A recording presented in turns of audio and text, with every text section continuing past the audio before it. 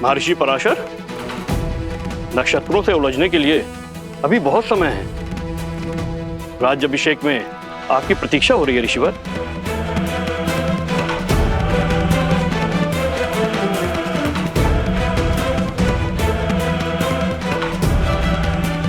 आप इतने गंभीर क्यों हैं ऋषिवर? क्योंकि ग्रहों के संकेत ठीक नहीं है। जब किसी के भाग्य में राहु की छाया पड़ जाती है तो असुरी माया कोई ना कोई कष्ट जरूर देके जाती है। मुझे राम पर विश्वास है। यदि भाग्य में संघर्षों का भंवर है तो वो भी स्वीकार है, और मुझे विश्वास है कि अयोध्या के नए राजा इस भंवर से भी अवश्य पार होंगे। एक राजा के जीवन का संघर्ष उसकी संपूर्ण प्रजा को भोगना पड़ता है। इस राज्याभिषेक के समय की कुंडली में ये स्पष्ट है कि एक महाअसुरी शक्ति अयोध्या में प्रवेश करने वाली है।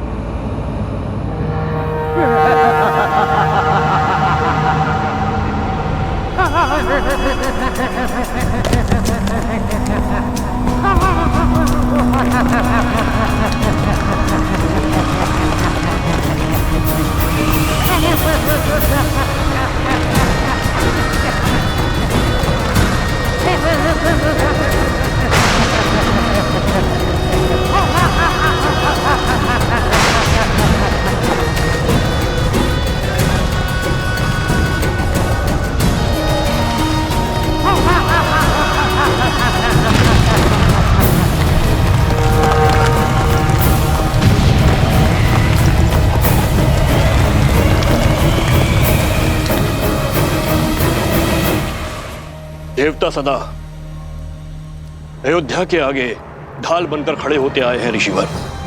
यदि कोई आसुरी शक्ति राम राज्य में प्रवेश करने की चेष्टा भी करेगी तो उसका सामना धर्म की शक्ति से होगा। आप आइए और राम को आशीर्वाद दीजिए। शुभ घड़ी में कुछ ही समय शेष है। आशा करता हूं कि इस बार भी आपके विश्वास की जय हो।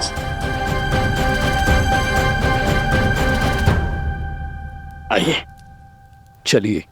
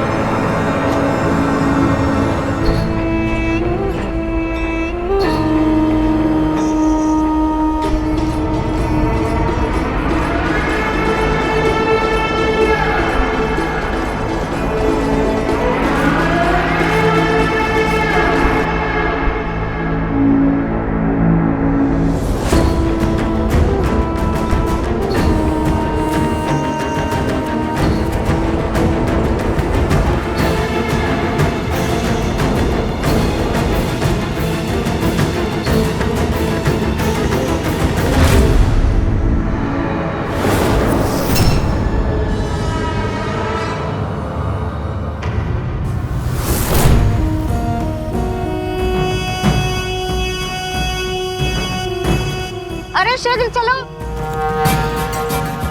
आज अभिषेक का समय हो गया है।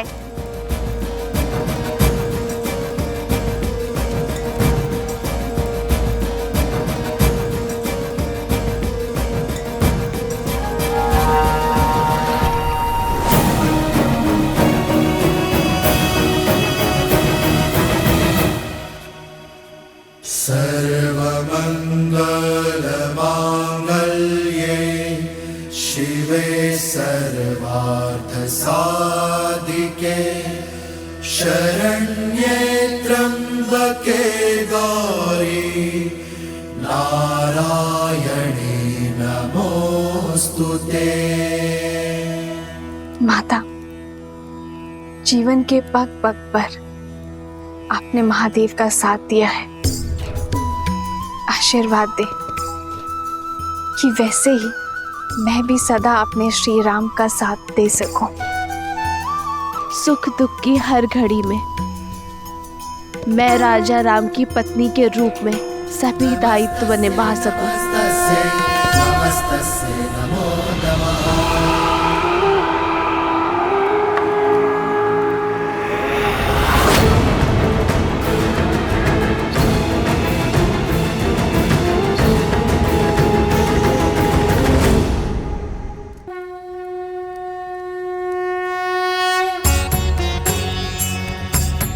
राज्याभिषेक न केवल एक रीति है बल्कि होने वाले राजा के पवित्र उत्तरदायित्वों के लिए पवित्र प्रारंभ है। रीति अनुसार मंगल बेला में सर्वप्रथम श्री रामचंद्र जी की देह को तेल विविध औषधियों के मर्दन से शुद्ध किया जाएगा।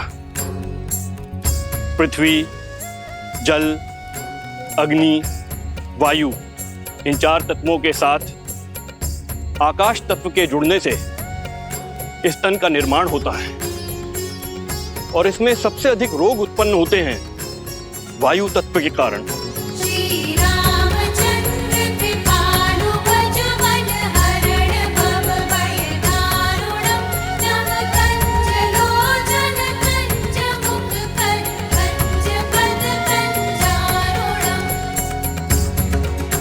वायु न केवल चलने या कार्य करने की शक्ति है बल्कि मन में उत्पन्न होने वाले विचारों की अभिव्यक्ति भी है। मन के मैल के कारण ही समस्त संसार में पाप, अपराध और दुराचार होते हैं। अतः मंत्रों से मन को बांधकर एवं तेल के मर्दन से वायु तत्व को शांत किया जाता है। पश्चात यह मन स्वच्छ हो जाता है और जिस राजा का मन स्वच्छ हो वह धैर्य और सहनशीलता का पर्याय होता है।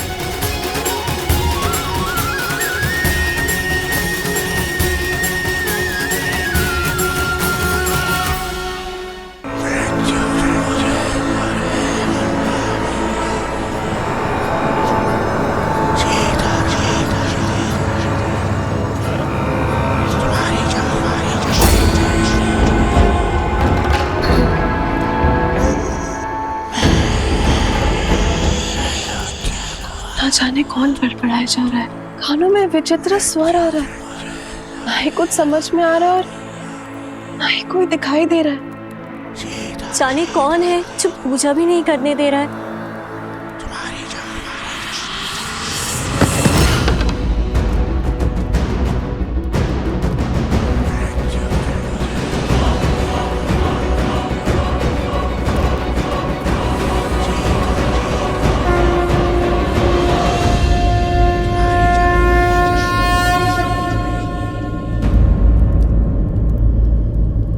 क्या हुआ उर्मिला, इतनी विचलित क्यों हो तुम? दीदी, आपको ये ध्वनि नहीं सुनाई दे रही? कैसी ध्वनि? मुझे तो कुछ सुनाई नहीं दे रहा है।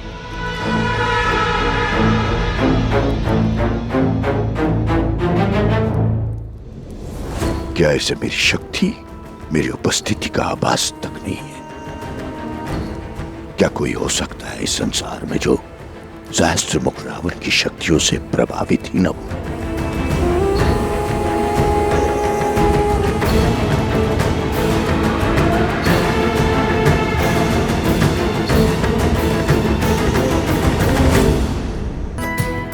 यही उपयोग में मैं ले लेता हूँ।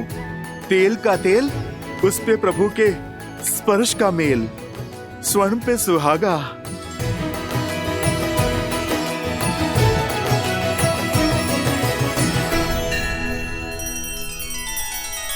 श्री रामचंद्र कृपालु भज मन हरण भव भय दारुणम। नव कंज लोचन कंज मुख कर कंज पद कंजारुणम। सिया राम, सिया राम, सिया राम, सिया राम, सिया राम, सिया राम।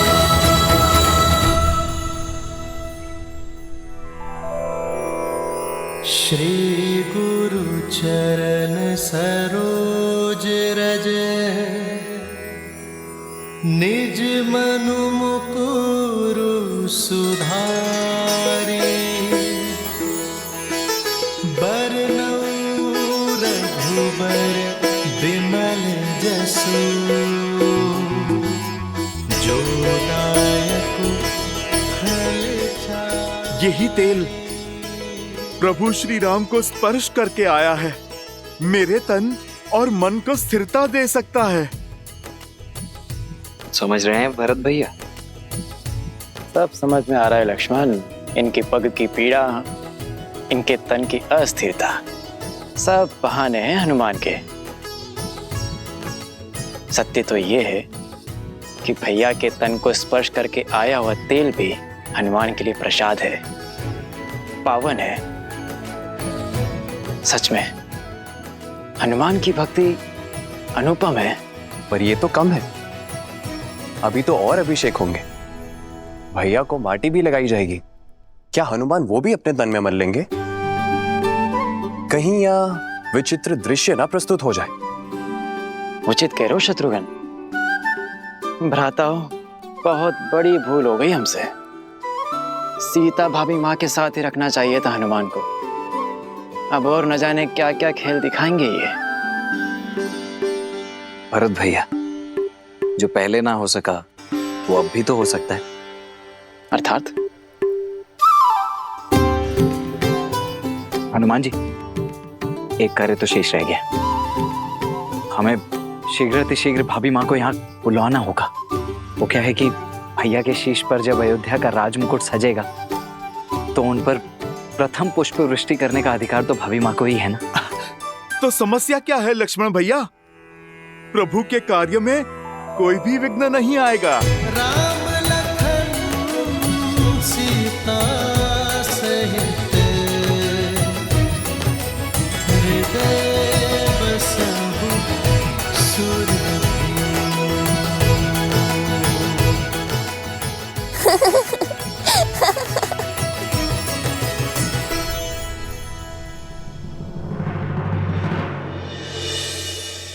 क्या हुआ देवी?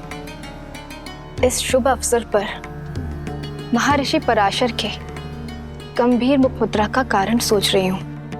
कदाचित उन्होंने नक्षत्रों और नियति की चाल को पढ़ लिया है। स्त्री के सम्मान का प्रश्न है महादेव। मुझे सीता को दिव्य सिंदूर रूपी अस्त्र जाकर देना ही होगा। माता, दिव्यता का सिंदूर से क्या संबंध? सिंदूर न केवल माथे पे लगा लाल रंग है और न ही किसी स्त्री के विवाहिता होने का प्रतीक। स्त्री अपने मांग में सिंदूर के साथ विवाहित जीवन के सुख, समृद्धि और स्वास्थ्य के रंगों को भी भरती है। सिंदूर एक ऐसी ढाल है जो सभी प्रकार की नकारात्मक ऊर्जाओं से पति और पत्नी के संबंधों की रक्षा करता है, भीतर और बाहर के सभी द्वंद्वों का अंत करता है। जिस प्रकार श्री राम को युद्ध के समय भिन्न भिन्न प्रकार के शस्त्रों और अस्त्रों से सुसज्जित किया गया था, अब समय आ गया है देवी सीता को भी वैसे ही सज्ज करने का, क्योंकि शीघ्र ही एक और असुरी शक्ति चुनौती देने वाली है। और इस बार युद्ध केवल श्री राम को ही नहीं, देवी सीता को भी लड़ना होगा। आप जाइए देवी, समय अत्यंत कम है।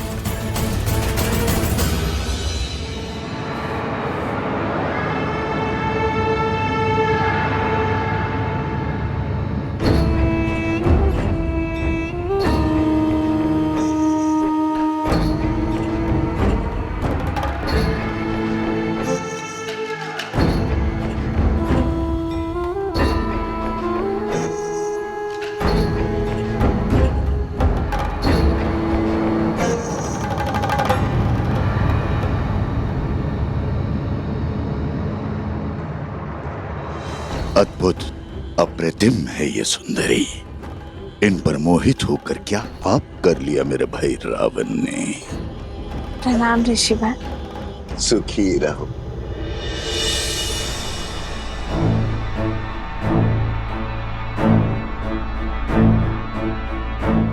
तुम्हारी सखिया कुछ विचलित लग रही है। हाँ ऋषिवर, इन्हें कुछ विचित्र स्वर सुनाई दे रहा है, किंतु मुझे कोई अनुभव नहीं हो रहा। अद्भुत। ब्रह्मांड में निरंतर अनेक ध्वनियां गूंजती रहती हैं। शब्दों और विचारों की तरंगे उठती रहती है। दुर्भाग्य होता है उन लोगों का जो उसे सुन नहीं पाते। कोई बात नहीं,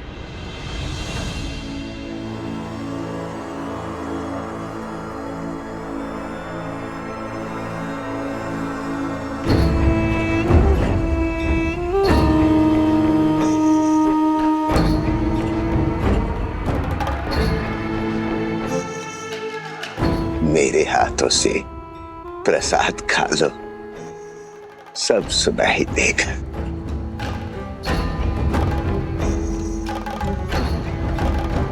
लो।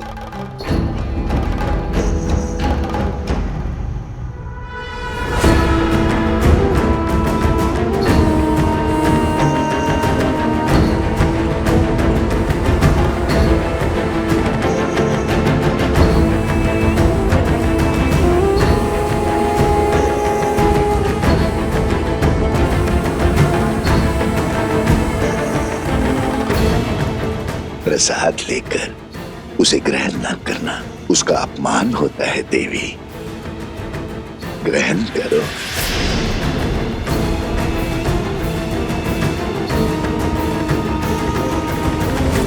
क्या हुआ, कोई संदेह?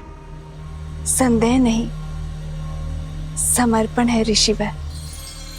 श्री राम के राज्याभिषेक के लिए मैंने व्रत रखा है। आज राज्याभिषेक के बाद ही मैं छठी पूजन का व्रत खोलूंगी। क्षमा कीजिएगा ऋषिवर, किंतु मैं ये प्रसाद अभी ग्रहण नहीं कर पाऊंगी। प्रणाम। कल्याण हो।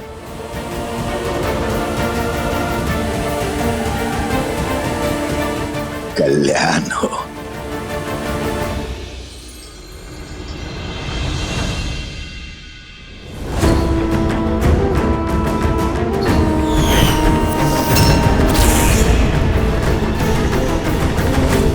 तेल अभिषेक संपन्न हुआ, अब मृदाभिषेक आरंभ हो।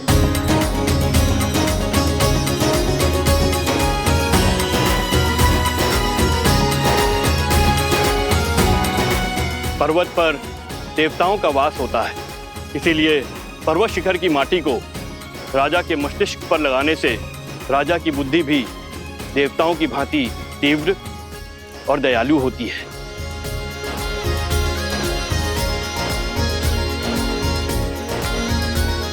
राजमहल के आंगन की माटी में शौर्य की गाथाएं, वीरों का रक्त घुला होता है और इस माटी को हृदय से लगाने से भावी राजा का मन दृढ़ होता है। जिसके मस्तिष्क में दृढ़ता हो और हृदय में दया हो, वही राजा प्रजा की सेवा कर सकता है, उसे संतान की भांति पाल सकता है। जय श्री राम, जय श्री राम, जय श्री राम, जय। अच्छा हुआ लक्ष्मण, हनुमान को सीता भाभी माँ को लेने भेज दिया, अन्यथा हनुमान तो यहाँ माटी स्नान कर रहे होते अभी।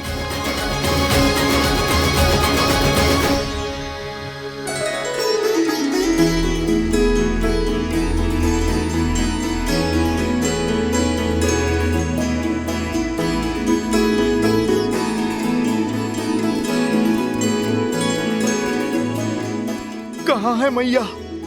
उन्हें तो शीघ्रातिशीघ्र प्रभु के पास लेकर जाना है।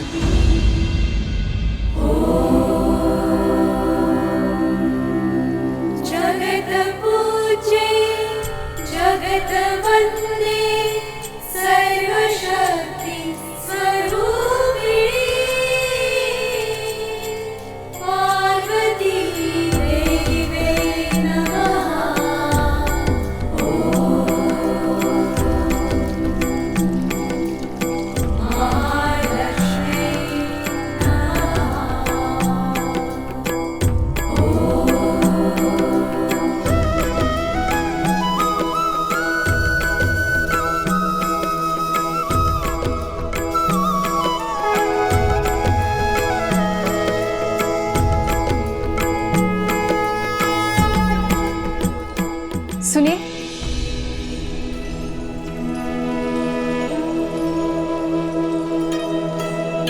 जी। ये आपके लिए है देवी।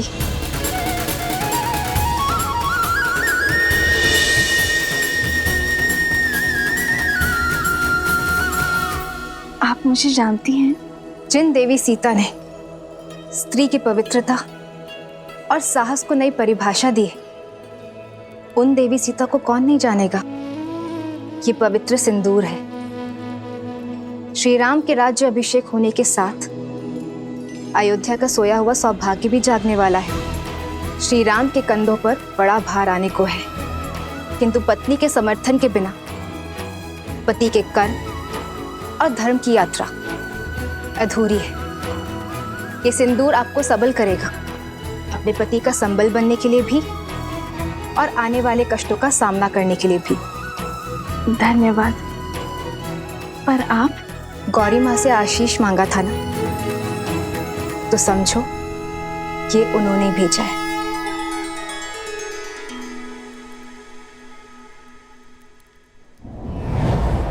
सर्वमंगल मांगल्ये शिवे सर्वार्थ साधिके शरण्ये त्र्यंबके गौरी नारायणी नमोस्तुते नारायणी नमोस्तुते।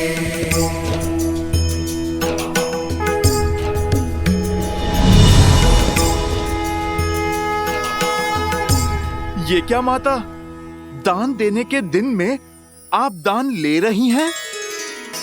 ये दान नहीं, प्रसाद है हनुमान। अच्छा माता, पर प्रसाद तो खाया जाता है ना। आपने मस्तक पर क्यों लगाया? क्योंकि इसका यही कार्य है। जब पत्नी अपने पति का नाम लेकर आज्ञा चक्र पर कुमकुम से तिलक लगाती है तो उसका मन उसके साथी के साथ जुड़ जाता है। वैसे ही जब मांग में पूरी आस्था और विश्वास के साथ ये सिंदूर लगाया जाता है तो एक स्त्री का जीवन उसके पति के साथ बन जाता है। माता, ये तो बड़ा कठिन विवरण है।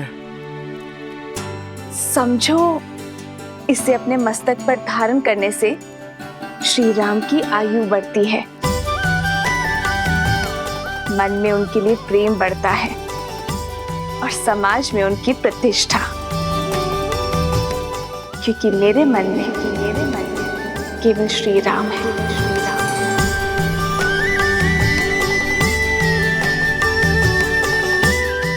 माता, आप मन मस्तक की बात करती हैं। इस भक्त के तो रोम रोम में प्रभु राम के लिए प्रार्थना उठती है माते।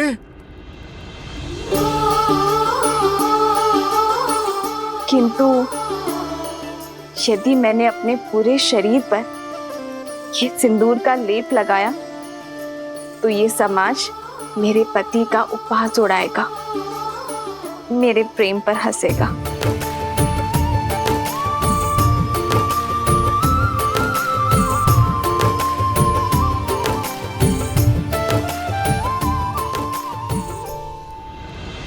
पंचगव्य अर्थात गौ माता से प्राप्त 5 उत्पाद दुग्ध, दही, घी, गौमूत्र और गौमेह, इन 5 के स्नान से संपूर्ण देह शुद्ध हो जाती है और पृथ्वी तत्व भी शांत हो जाता है, क्योंकि गौ माता ही पृथ्वी का अन्य रूप है।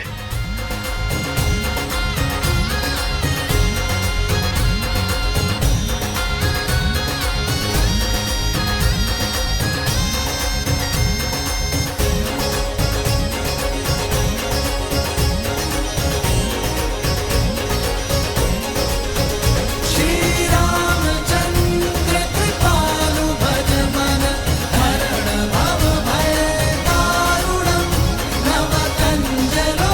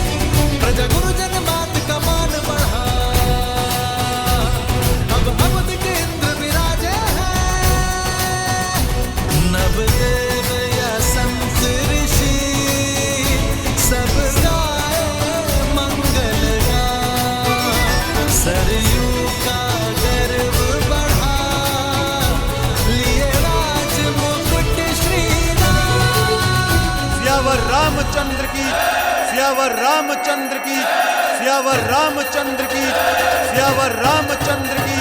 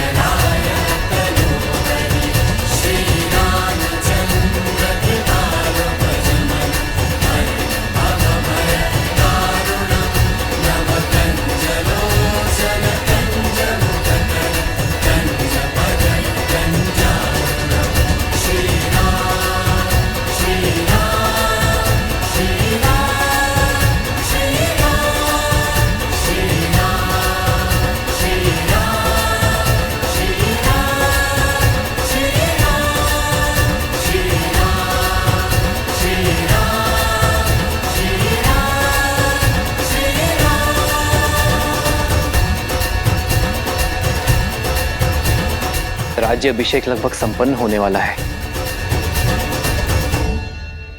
पर मेरा हनुमान नहीं दिखाई दे रहा।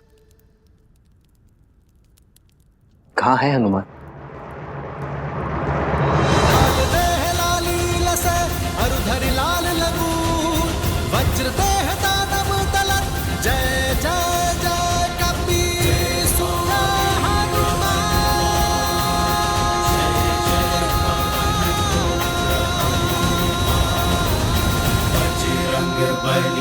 हनुमान जय जय महाबली हनुमान।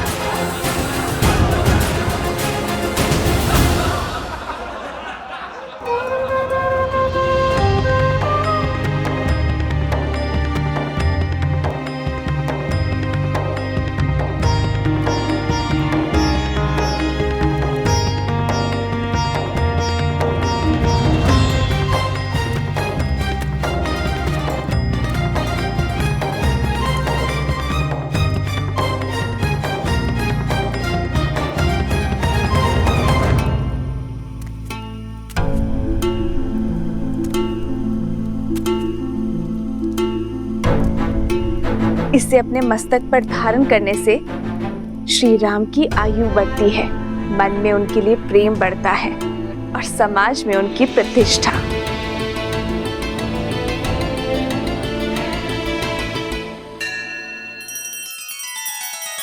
श्री रामचंद्र कृपालु भजु मन हरण भव भय दारुणम।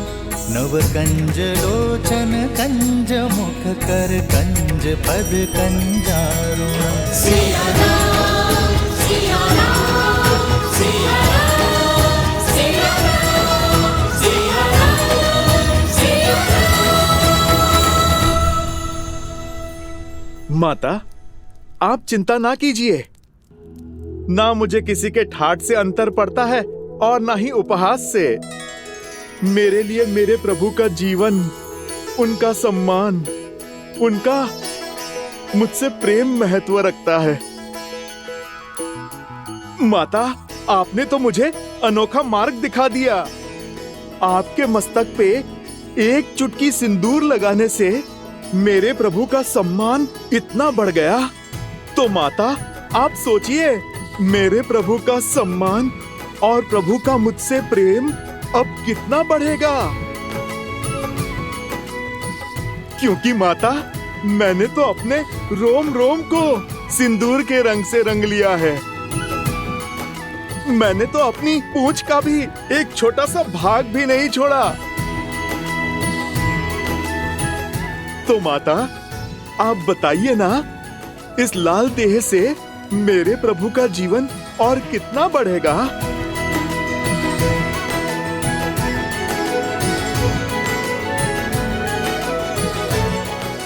तुम्हारा प्रेम, तुम्हारी श्रद्धा, समर्पण अनंत है, अमर है हनुमान।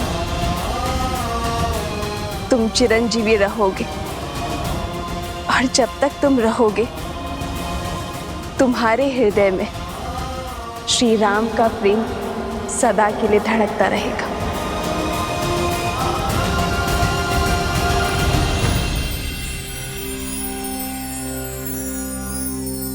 श्री गुरु चरण सरोज रज,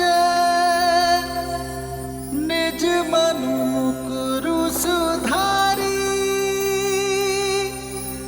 बरनउँ रघुबर बिमल जसु, जो दायकु फल चारी।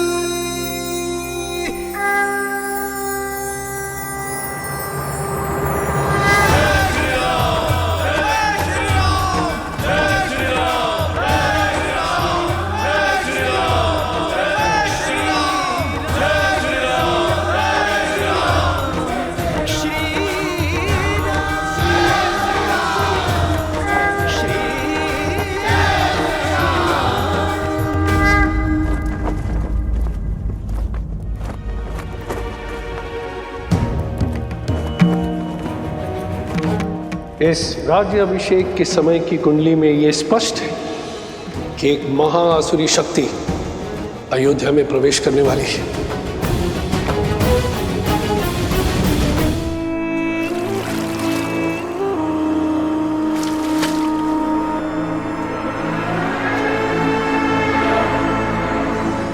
राम, न तुम जीते हो और ना ही ये युद्ध समाप्त हुआ है। युद्ध तो अब पूरी तरह आरंभ हुआ है। मैं तन पर वार नहीं करूंगा राम, मैं मन में घुसकर वार करूंगा। बोलो, कैसे करोगे मेरा संहार?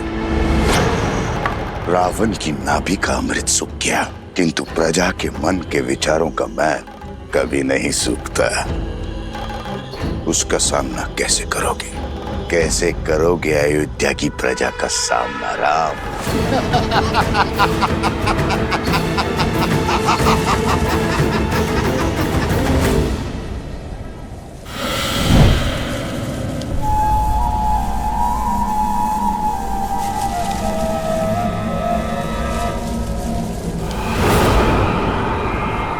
भूल हो गई मुझसे, जो आपसे सहायता की आस कर बैठी मैं, आपके द्वार पर प्रतिशोध की भिक्षा मांग बैठी मैं।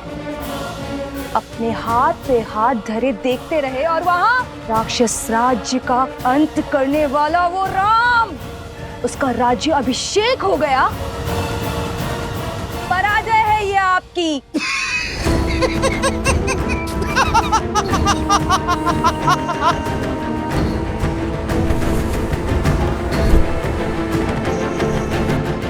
मैं जितना अधिक पराजित होता हूं, मेरा विजय पर उतना ही विश्वास दृढ़ होता जाता है। जानती हो असुर सदा पराजित क्यों होते रहते हैं? क्योंकि उन्हें अपनी शक्ति का तो बोध है, किंतु शत्रु की दुर्बलता का बोध नहीं है। राम का राज्याभिषेक उसकी दुर्बलता होगी।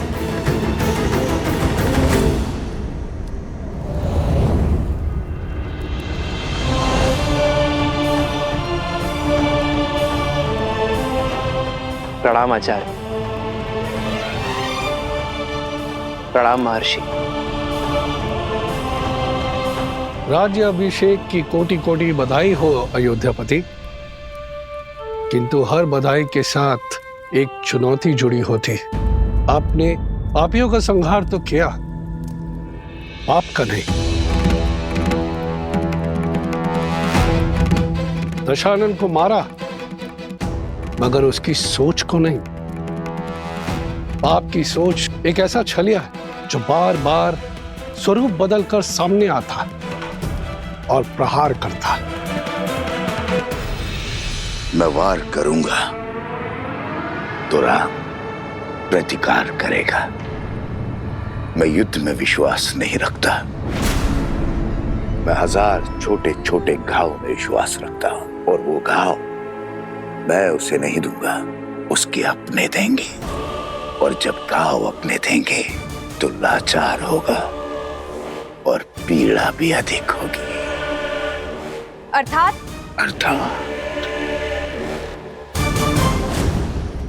जब शत्रु वार करता है तो व्यक्ति दिल मिलाकर उसका प्रतिकार करता है, किंतु जब संतान वार करती है तो व्यक्ति घुट-घुट कर मरता है।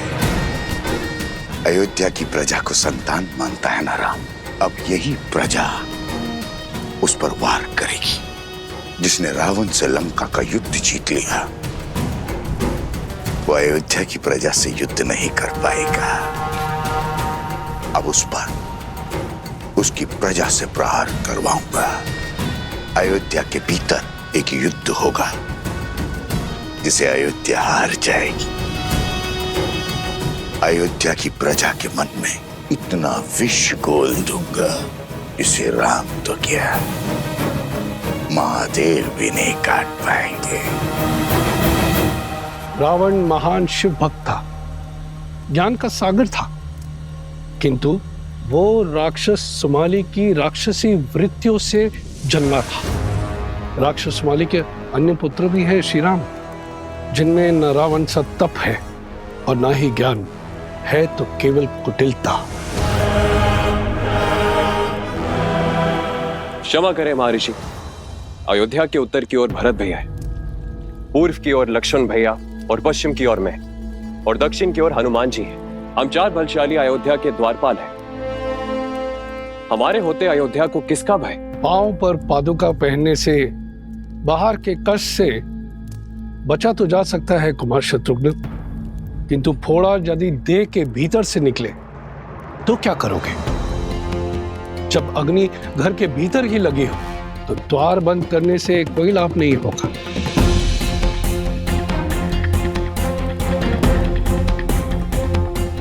रावण के पापों का अंत तो हुआ है, लेकिन उसकी सोच का नहीं। जो विपदा आने वाली है उसके अस्त्र तलवार या भाले नहीं, असत्य, लोकवाद, झूठी निंदा, ये सब उसके अस्त्र है।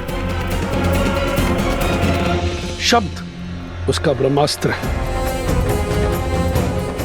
संसार का नियम है, अगर कोई भी असत्य बार बार कहा जाए, किसी की झूठी निंदा बार बार हो, तो वो सत्य लगने लगता है।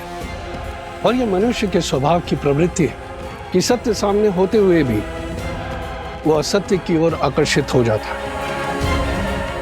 हर मनुष्य के भीतर छिपी बैठी है असंतोष की अग्नि, इस अस्त्र को विस्फोटक बना देती।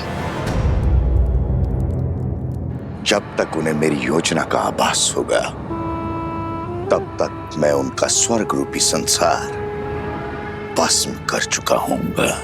मुझे आपकी रणनीति पर बिल्कुल भी विश्वास नहीं है। रावण भैया की शक्ति और साहस का 100वां अंश भी नहीं। अपने शत्रु से 2-2 हाथ करने की स्थान पर जुआरियों की भांति कुचक्र रचना से अंत नहीं होगा उस राम का। शांत प्रिय बहन, शांत। मैं जानता हूं कि तुम्हें मेरी शक्तियों पर संदेह है, इसलिए तुमने अपनी सहायता के लिए किसी और को भी बुलवाया। कौन है वो? हाँ, मैंने सहायता के लिए निस्थल के राजा भस्कर्ण और उनके पुत्र संहादमन को बुलाया है।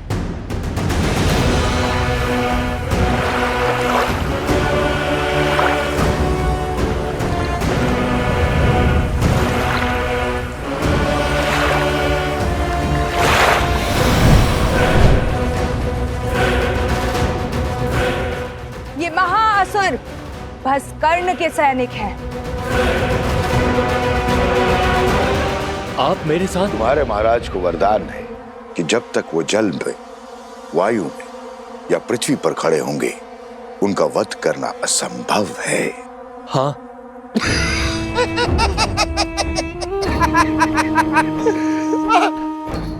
जाओ करो युद्ध, किंतु एक बात स्मरण रहे, राम पर विजय केवल सहस्त्र रावण पा सकता है। जाओ, अपनी योजना को आकार दो।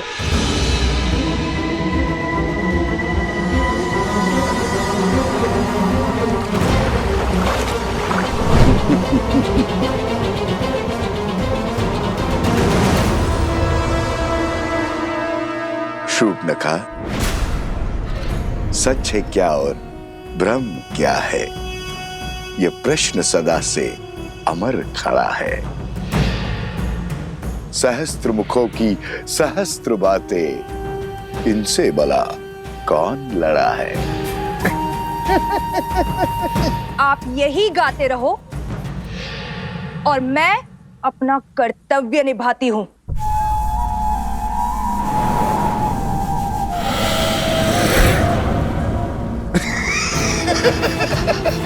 राम राज्य पर अनिष्ट की छाया तक नहीं आएगी महर्षि। ऐसी परिस्थिति आएगी ही नहीं कि कभी असंतोष अपने पैर पसारे। असंतोष ईर्ष्या से जन्म लेता है राजकुमार, परिस्थिति से नहीं। संदेह नहीं है कि श्री राम राज्य को संतुष्ट रखने का प्रयास करेंगे, किंतु राष्ट्र के कोने कोने में सबको सुख और लाभ पहुंचाने में समय लगेगा, और झूठी निंदा, असत्य और संदेह के बीच फैलाने में नहीं। संदेह मन के किसी कोने में छिपकर घास के तिनकों की भांति तनिक सी निंदा से पोषित होकर बढ़ता रहता है, और हमारी अनुमति के बिना हमारी मति भ्रष्ट करता रहता है, और यही सहस्त्र रावण की शक्ति है।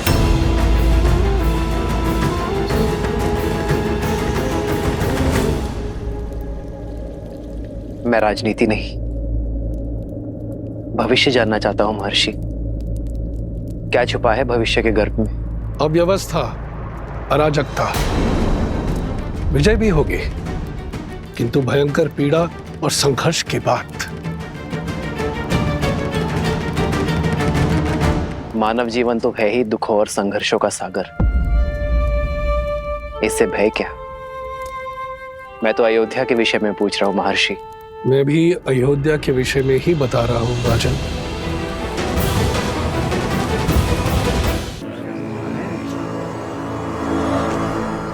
भैया सुना है श्री राम ने सागर पर सेतु बनाया था, असंभव को संभव कर दिखाया था।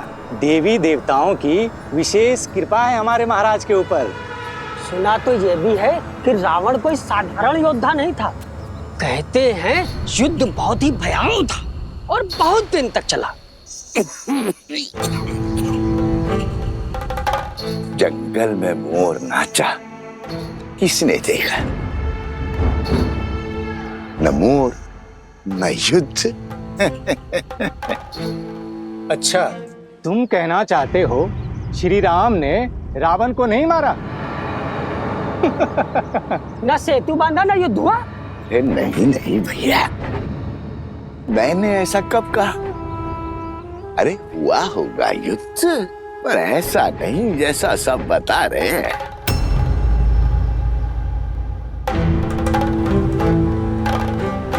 सागर तो पर्वत निगल लेते हैं, और उस पर यदि रावण इतना बलशाली था, 10 लोगों का स्वामी था, तो क्या वो सागर पर पुल बांधने देता? कदापि नहीं। तो क्या हमारे राघव असत्य कह रहे हैं? राम राम राम, ऐसा मैंने कब कहा भैया? अरे श्री राम गए होंगे लंका और रावण को ललकारा होगा, और रावण भी आ गया होगा रणभूमि में, और श्री राम ने एक बाण से उसका वध कर दिया होगा, बस।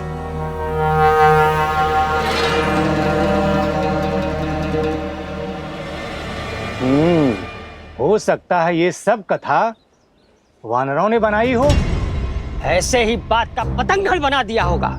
सत्य वचन भैया, सत्य वचन।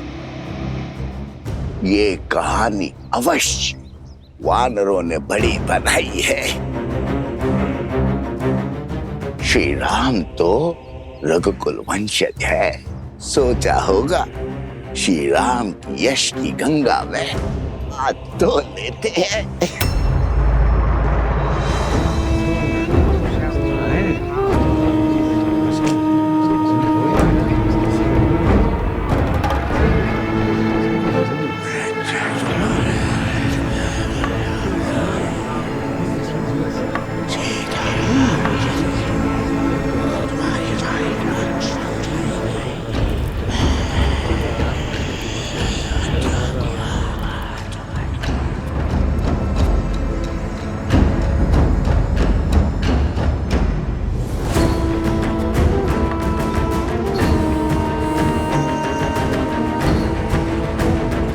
उपहास निंदा में बदलेगा और निंदा संदेह में। इस प्रकार सबके मन में संदेह रूपी सहस्त्र रावण बस जाएगा और संदेह से फैलेगा असंतोष। अब राम को मारने के लिए किसी शस्त्र की आवश्यकता नहीं।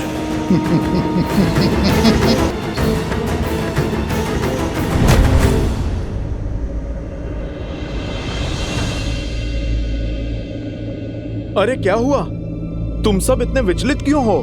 राज्य में विचित्र सी बातें फैल रही हैं कि हम युद्ध की अनुचित कथाएं बता रहे हैं, असत्य कह रहे हैं। आप ही बताइए, हम प्रभु श्री राम के शौर्य का झूठा वृत्तांत क्यों सुनाएंगे? क्या आपकी वीरता कोई गाथा है? अर्थात पाप ने अपने पग पसारना आरंभ कर दिया है। कौन है जो इस असत्य का डंका बजा रहा है? मुझे उसे खोजना ही होगा।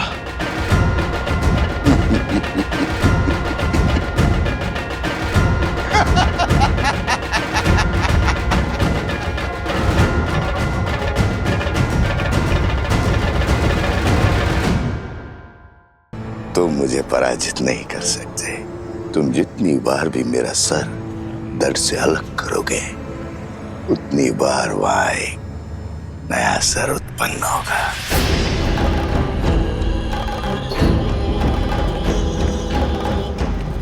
अरे देखो भैया, देखो कैसे एक वृद्ध को ये वानर मार रहा है।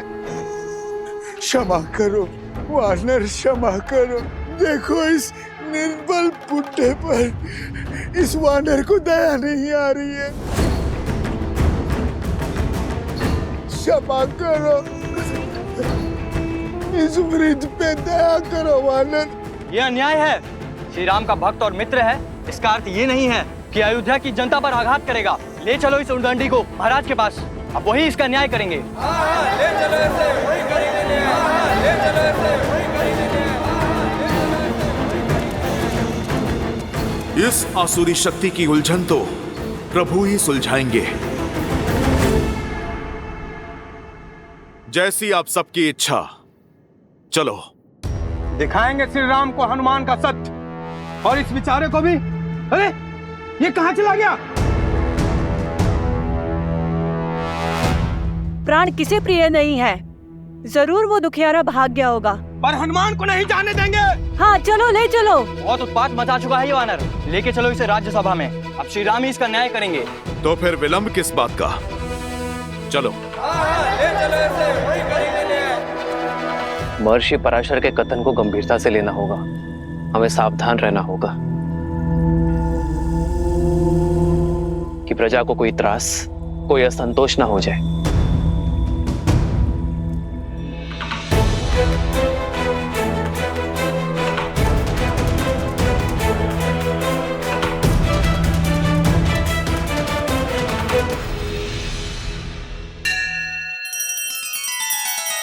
श्री रामचंद्र कृपालु भजु मन हरण भव भय दारुणम।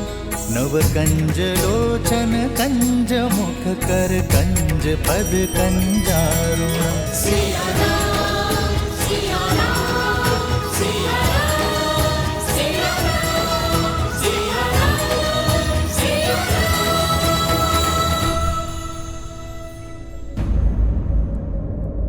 क्या हुआ?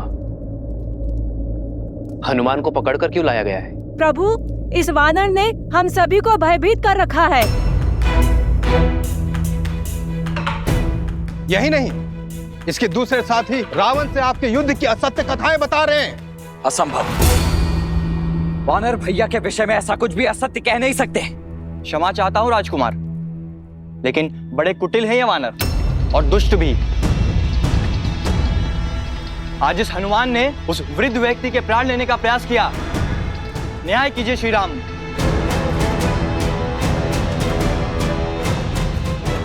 प्रभु, मैं मौन।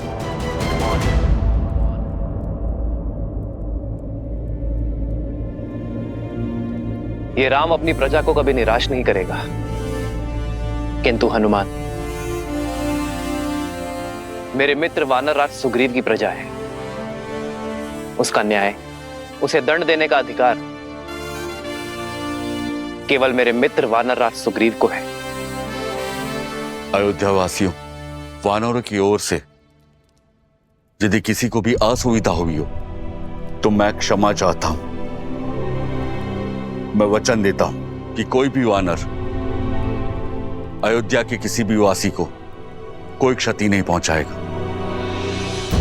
और हनुमान को किष्किंधा के नियमानुसार दंड दिया जाएगा।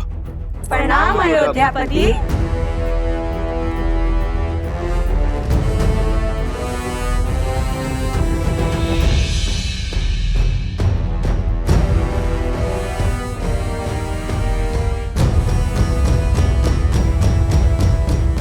हनुमान, कौन था वो राक्षस?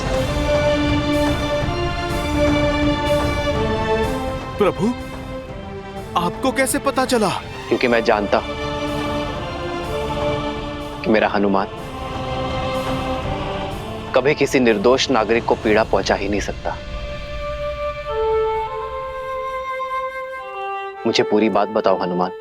प्रभु, मुझे सूचना मिली कि कोई नगर में असत्य निंदा कर रहा है। एक सर कटा तो दूसरा उत्पन्न हो गया। अवश्य ही कोई आसुरी शक्ति है वो। जो विपदा आने वाली है उसके अस्त्र तलवार या भाले नहीं, असत्य, लोकवाद, झूठी निंदा, ये सब उसके अस्त्र हैं। महर्षि पराशर का कथन उचित था। यह असुरी माया अवश्य ही किसी घोर संकट का कारण बनेगी।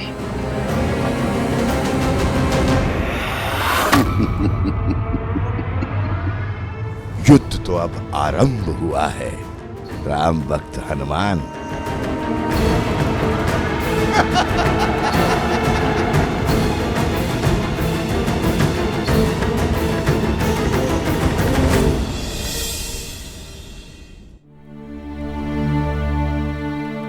एक सर कटा तो दूसरा उत्पन्न हो गया। अवश्य ही कोई आसुरी शक्ति है वो।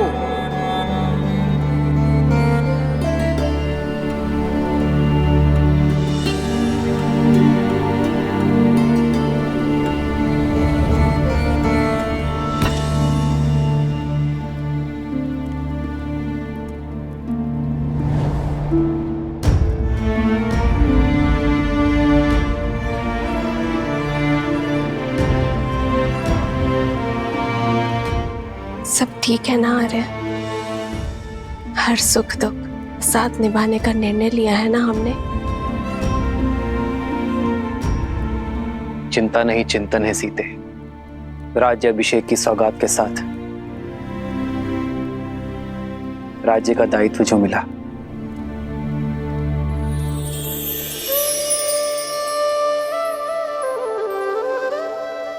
दायित्व तो आपने बिना राजपाट के भी निभाया है आर्य।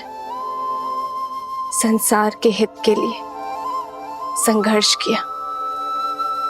जो रावण के नाम की समस्या को समूल निस्तरण कर सकते हैं, वो मेरे राम अयोध्या को भी तार देंगे।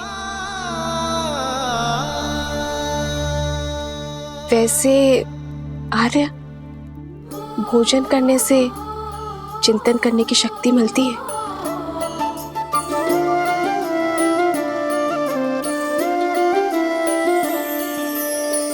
जन्म जन्म का है ये संगम, राम रतन सीता वैभव धन।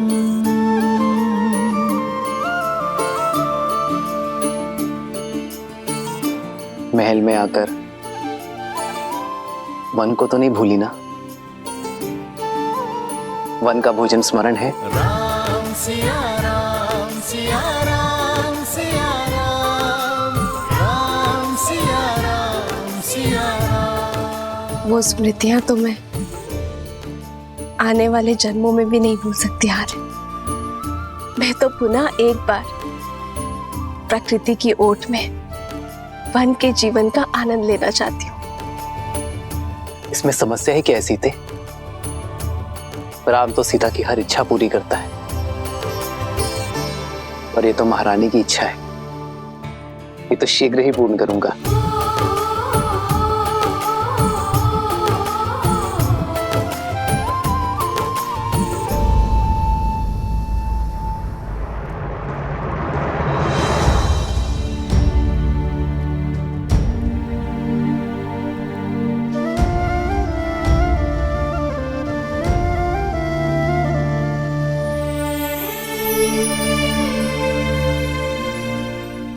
सीते,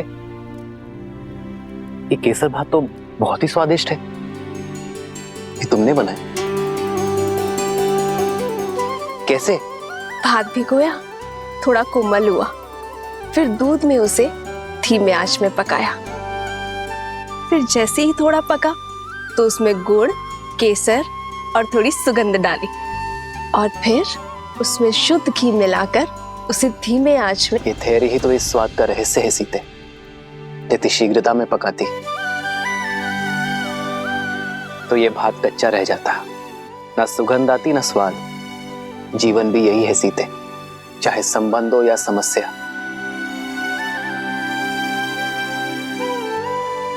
समय की आज के साथ ही इसे समझा जाता है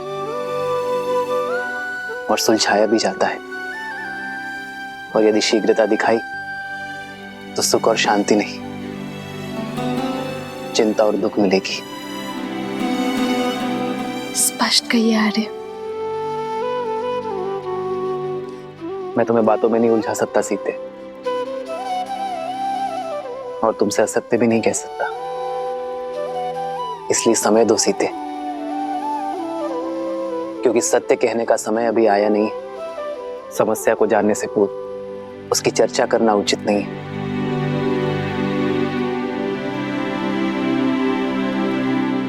तो फिर मैं आपसे वो प्रश्न पूछती हूँ जिसका उत्तर देने में आपको सरलता हो।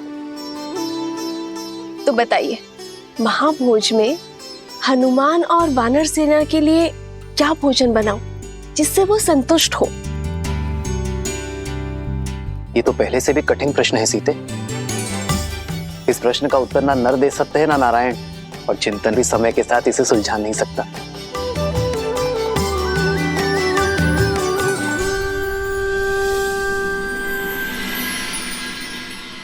हमें प्रयास करना होगा कि किसी को धन का अभाव ना हो, और इसलिए दान नहीं, जीवन जीने के लिए रोजगार की व्यवस्था करनी होगी। दान व्यक्ति को अशक्त बनाता है, पर कार्य व्यक्ति को सक्षम बनाता है। सरयू पर बांध की व्यवस्था से अयोध्या वासियों को रोजगार भी मिलेगा और अकाल से मुक्ति भी। प्रजा और राज्य दोनों सुजलाम सुफलाम होंगे।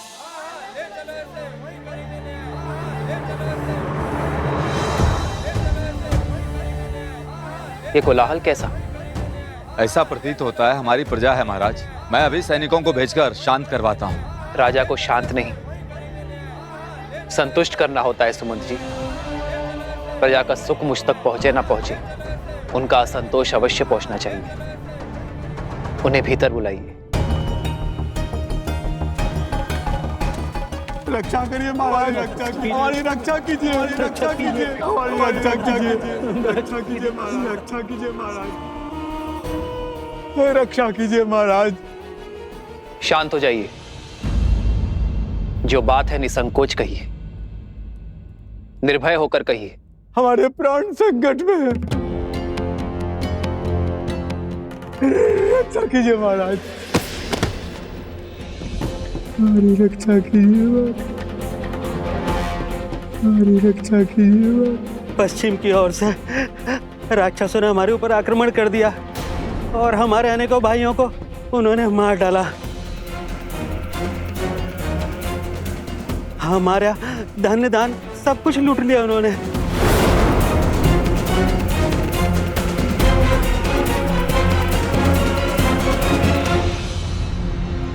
उठिए।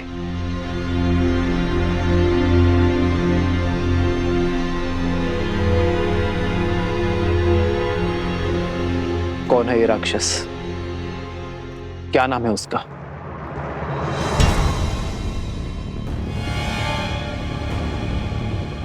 आप मौन क्यों हैं? भैया के प्रश्न का उत्तर दीजिए। उस दुष्ट राक्षस का नाम तो नहीं पता राजकुमार। मैं जानती हूँ उसका नाम।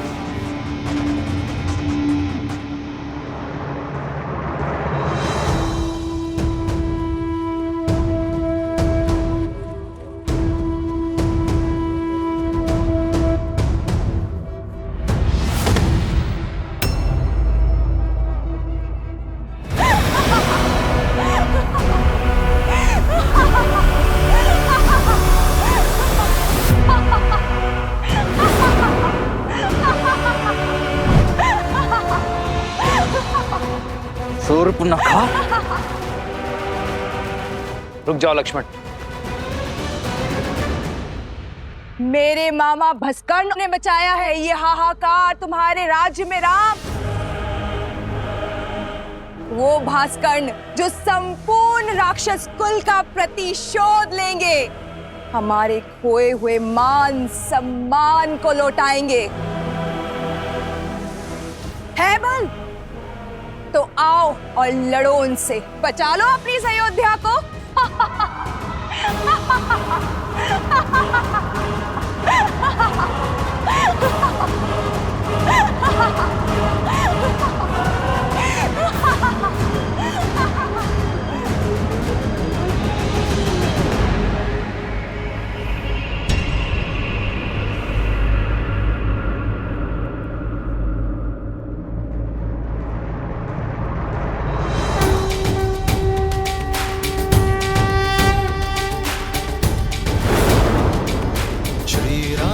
चंद्र कृपालु भजु मन हरण भव भय दारुणम्। श्री राम राम राम श्री राम। अधिक प्रसन्न मत हो तुम।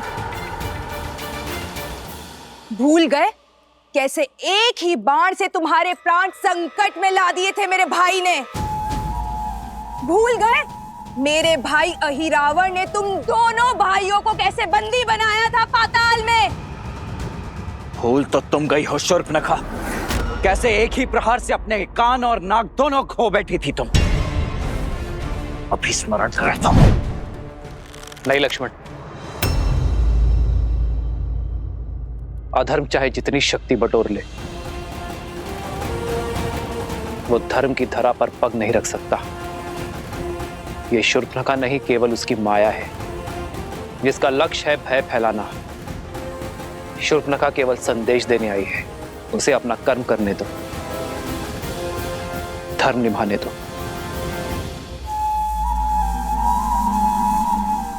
अधिक समय शेष नहीं है तुम्हारे पास राम। जो करना है कर लो। हर क्षण के साथ तुम्हारी इस प्रजा को हम राक्षस बना देंगे।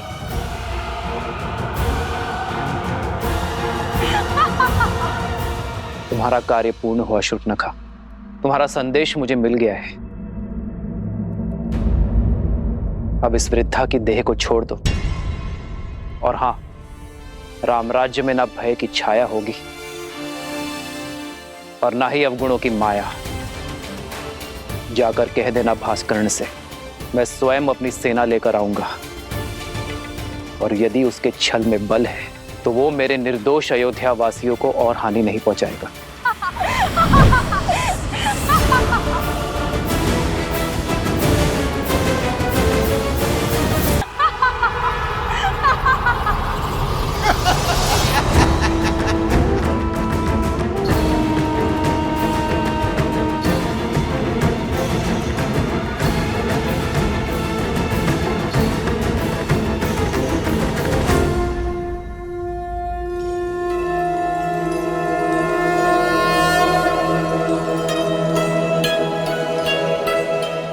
माता, आपने स्मरण किया?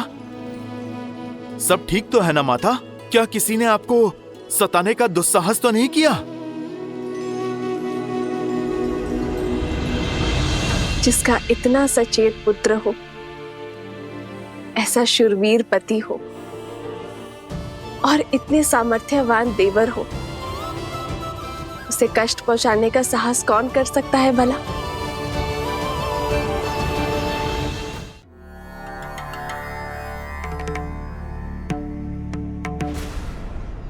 सहस्त्रमुख,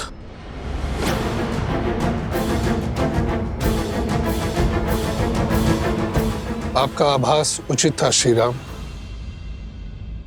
भास्कर्ण वो आसुरी शक्ति नहीं है जिसकी चिंता हमें घेरे हुई थी।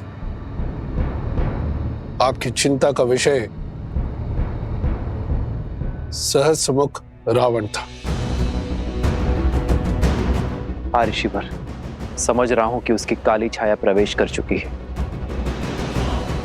ये वो असुरी शक्ति है जो बाहर से नहीं भीतर से प्रहार करती है। लोक अपवाद और असंतोष उसके अस्त्र हैं। हमें अयोध्या को सहस्त्रमुख रावण के इन अस्त्रों से बचाने की आवश्यकता है।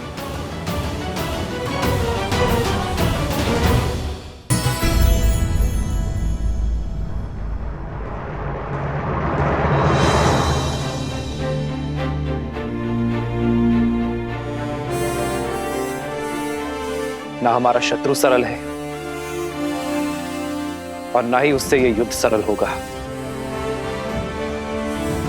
इस युद्ध को जीतने के लिए बल से अधिक बुद्धि का प्रयोग करना होगा। शत्रु की शक्ति का भान हमें लेना होगा। किंतु महाराज, हम शस्त्र से लड़ सकते हैं, माया से नहीं। मुझे आज्ञा दीजिए भैया। वन में आने को मायावियों को धराशायी करने का अनुभव है मुझे। इन्हें भी परास्त करने का कोई ना कोई मार्ग अवश्य ढूंढ ही लूंगा मैं। लक्ष्मण, वन में आए संकट और प्रजा में छाए आतंक में अंतर होता है। सर्वप्रथम हमें इस बात का ध्यान रखना होगा कि हमारी प्रजा आतंकित ना हो।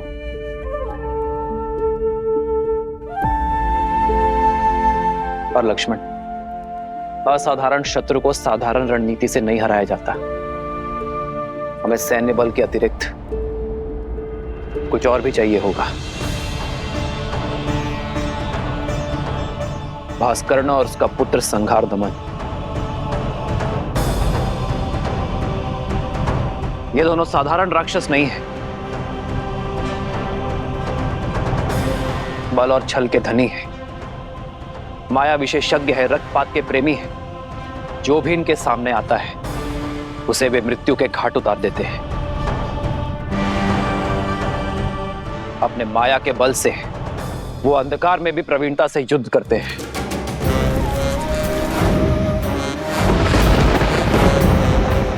ब्रह्मदेव के वरदान अनुसार भास्करण को न धरती पर मारा जा सकता है, न जल में और न ही आकाश में। भास्करण का पुत्र संघार दमन, जिसमें सहस्त्रों बैलों का बल है, जिसके सानिध्य में आठों दिशाएं, सागर का बवंडर और चक्रवात है।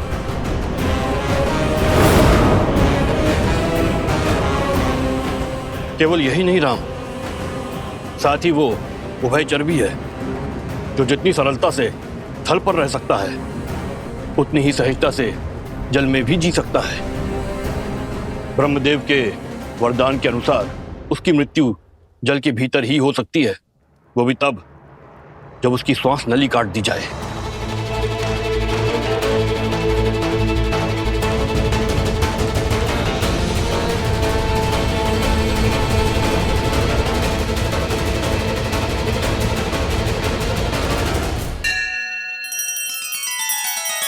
श्री रामचंद्र कृपालु भजु मन हरण भव भय दारुणम नव कंज लोचन कंज मुख कर कंज पद कंजारुणम।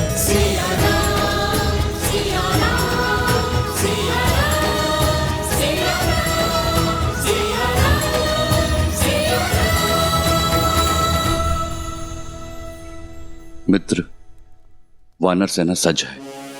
इस युद्ध में भी हम आपका साथ देने का सौभाग्य पाएंगे। हाँ प्रभु, इस धर्म युद्ध में हम आपके साथ हैं। आप बस आदेश दीजिए। ये आदेश का नहीं, विदा देने का समय है मित्र। मेरी वानर सेना वनवास में राम और लक्ष्मण की ढाल बनी, किंतु अब ये युद्ध केवल अयोध्या का है। आप सब अतिथि हैं। अपने परिवार के साथ महाभोज का आनंद लीजिए और आनंद होकर किष्किंधा लौटिए। वहां स्वराज्य की स्थापना करना ही आपका उद्देश्य है मित्र। यह युद्ध अयोध्या के राजा राम का है और इसे लड़ने का दायित्व मेरा है।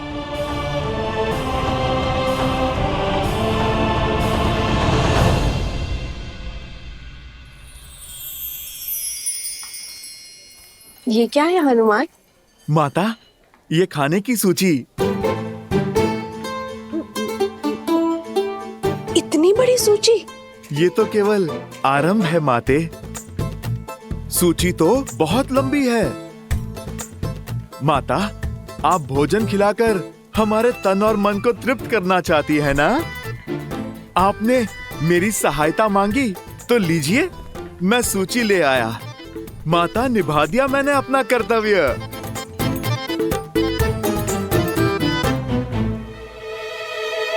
अब तो आप प्रसन्न है ना? हाँ, प्रसन्न हूँ। उर्मिला, चलो शीघ्र अतिशीघ्र भोजन बनाना आरंभ करते हैं।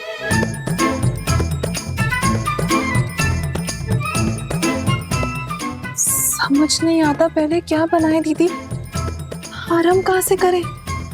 ना ही इस दुविधा का अंत दिखाई दे रहा और ना ही इस सूची का। आप इतनी सारी चीजें कैसे बनाओगे? वचन से बंधी हूं ना, पीछे नहीं हटूंगी। चलो।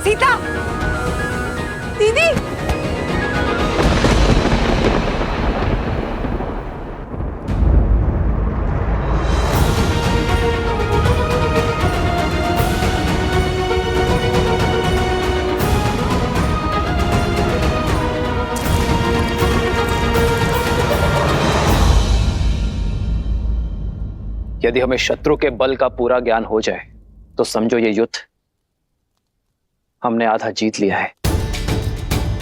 अब समय आ गया है कि अपनी शक्ति को इस प्रकार सज्ज करें कि हमारा शत्रु अचंभित हो जाए। हमें उपयुक्त शस्त्रों को खोजना होगा। प्रभु, प्रभु, प्रभु, वो माता सीता। प्रभु, क्या हुआ सीते को? क्या हुआ सीता को? बोलो हनुमान। प्रभु, वो माता सीता मूर्छित हो गई हैं।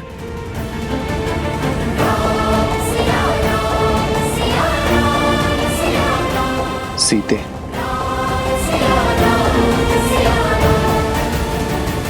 वैद्य जी, मेरी चित्त की व्याकुलता को मिटाइए। बताइए क्या हुआ है सीता को? चित्त में चिंता नहीं, आनंद को भर ले राजमाता। इस तरह पर शीघ्र ही श्री राम के उत्तराधिकारी के नन्हे नन्हे पग पड़ेंगे।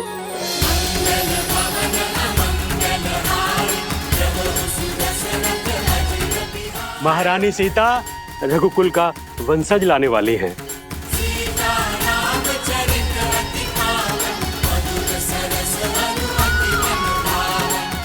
सच?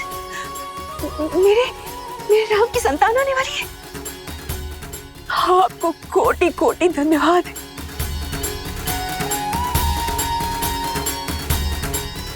जाओ, राज आंगन का कोना कोना सजा दूंगी। मेरे राम का उत्तराधिकारी आने वाला। अयोध्या में उत्सव का शंखनाद होना चाहिए और न बधाई गीतों का नाद बजना चाहिए। जाओ जाओ जल्दी जाओ जाओ, मेरे राम का पुत्र आने वाला है। क्या तुमने सुना? हमारे राम की संतान आने वाली है।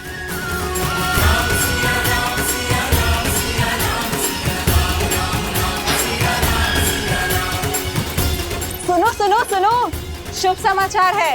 महारानी सीता माँ बनने वाली है। महारानी सीता माँ बनने वाली है।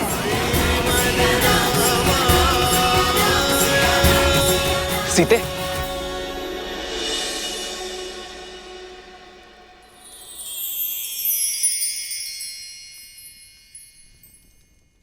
सीते, क्या माँ? सीते, पुत्र को पिता बनने की बहुत बहुत बधाई। मंगल भवन अमंगल हारी, द्रवहु सुदशरथ अजिर बिहारी।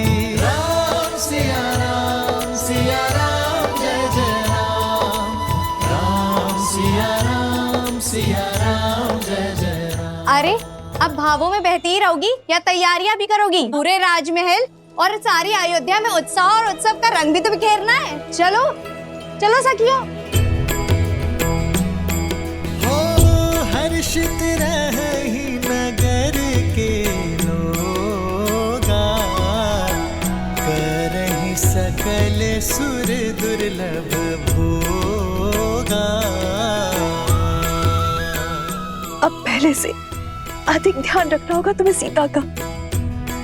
इस अवस्था में पत्नी का संबल और पति का साथ उसका प्रेम ही तो होता है।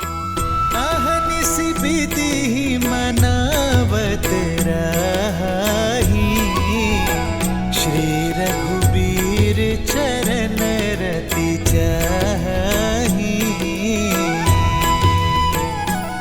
चलिए दीदी, अब पत्नी पति को समझाएगी उसे क्या सुविधाएं चाहिए। राम सिया राम सिया राम सिया राम, राम सिया राम सिया राम, राम सिया राम सिया राम सिया राम, राम सिया राम सिया राम।